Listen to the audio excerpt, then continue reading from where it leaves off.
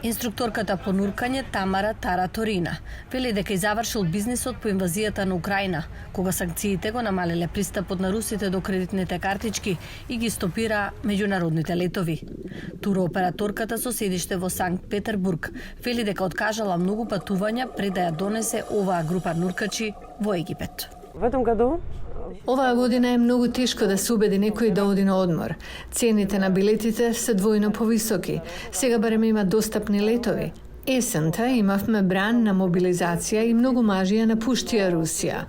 Одмор е последно нешто на списокот приоритети додека се обидуваат да сватат како да ги прехранат своите семејства во Русија.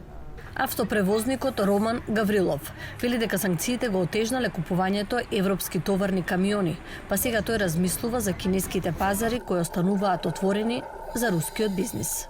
Так как курс валют не изменился, то Бидејќи курсот на руската рубља не се промени многу во однос на американскиот долар, ние исто така заработуваме двојно повеќе од порано. Тоа се случи затоа што сите странски транспортни компании ја напуштија Русија, а ние имаме голема побарувачка, па може да се каже дека сите победија.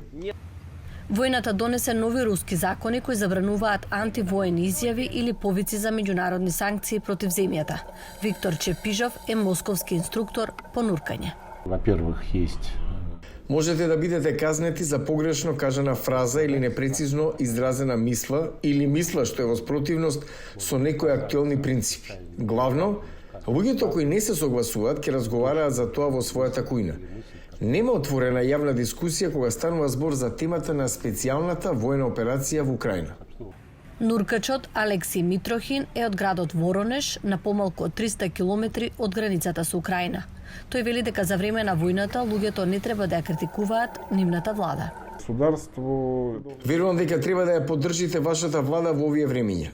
Дури и ако не се согласувате, можете да го искажете своето мислење откако се ќе заврши. Овие руски туристи се согласија за една работа. Сите сочувствуваат со луѓето од двете страни кои изгубиле најблиски и сакаат војната да заврши.